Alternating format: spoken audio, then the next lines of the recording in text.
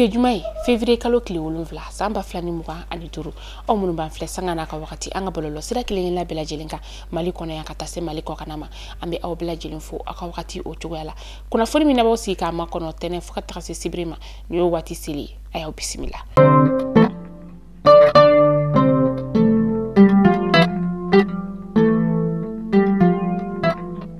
Kuna fondamna labi anga fintigila kaw kontumbe anga jamana nyama ale nyama hani o general des armées Assimi Goïta kata sa yelema lada la folie ni ka oke anga jamana nyama alela anga jamana nyama kon kilinga kumata sa aya yira anga fintigila kaw la kafo ko la kana kon ye fintigila kaw ulude wa fintigila kaw kon ka la kana kon akan ka ke ka nyeshi feminye jamana kono diu uluka la kana anuka bulamino ulu kishili okonma aye la dilika chama nika odi anga fintigila kaw uluma akonna la sa anga ministri nyama ale tumbe no kataka se ministri mbe no ni ale nyashine mbe sur la don konyo uluma an sente fene o nyama kataka se femiye fintigila kaw ka jalatiki ba chama ulu fene tumbe kene o kononala.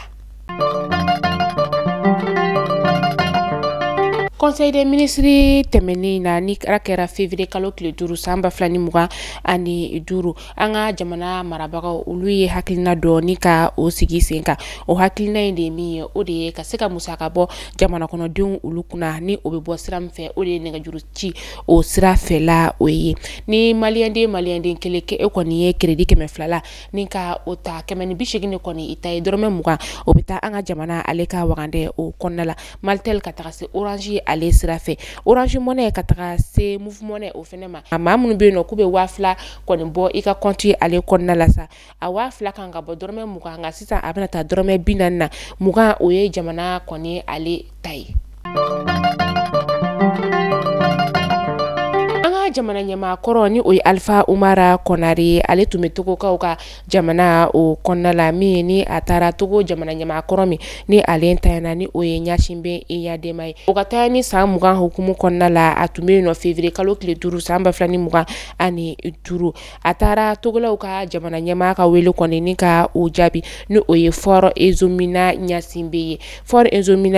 yere koni aye farafina jamana nyama koro koni ni ka jonjon koni di ulu ma bara hukumu kononala.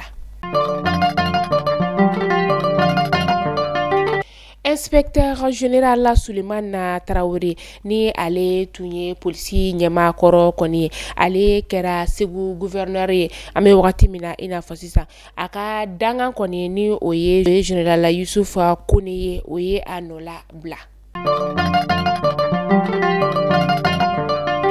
Egyptian ka gouvernement koni ye fura chama nika odi koni blaka na di Luxembourg docteur Soma uluma wala sa kenya koni obisega sabati chogoya mina akera kenya ministry koni aleka ya Mario ulu konnala Egypte gouvernement ma uka la nyini ya yeka fo ko femiye lakana obisega sinsin chogoya mina ani fura ko obisega noya jamana kono don bulo chogoya mina odi hakilina ya to uyeni fura bayin koni nika atakadi Luxembourg docteur Soma uluma.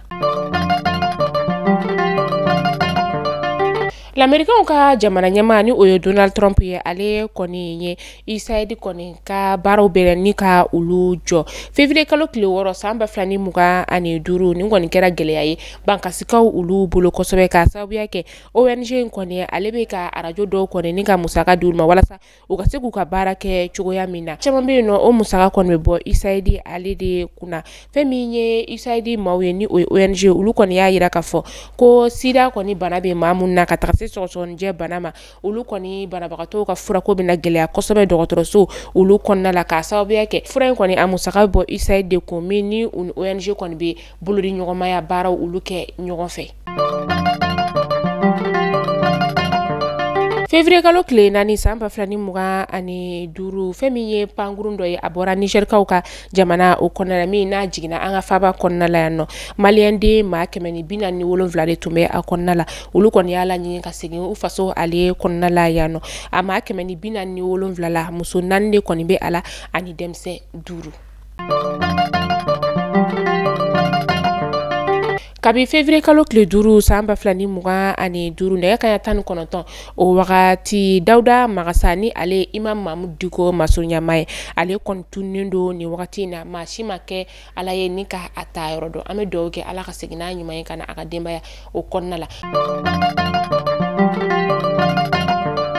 An bɛ taa an ka bɔlɔlɔsira kunnafoniya ale ka ni o ye TikTok ye. Fɛn min ye Ashle Traoré ye ale ni Lolita ye ni b'a fɔ ma ko gitarinitigi ni maa fila kɔni bɛ kasobo ale kɔnɔna la ni wagati na ka sababuya kɛ u ye dalamanga caman ni ka o kɛ bɔlɔlɔsira ale kana la. O de kɛra sababu ye ka ni maa fila ninnu kɔni ni ka u don kaso la. U ka kiiri bilalen don ni ka marisi kalo tile 25 nataw o ma kɔnɔ san 2025. An bɛ dugawu kɛ ala ka jisuma k'o kɛ a fura ye. Mali kunnafoni jabarani na jabaw aw kulo garisɛgɛ kɛra ni kunnafoni damadama de bi nin ka daw kelen-kelen bɛɛ lajɛlen kulo kan aw ni ce aw ka lamɛnliko ɲuman na aw k'an bɛn don n'a nataw la kunnafoni kuraw olu kɛnɛ kan.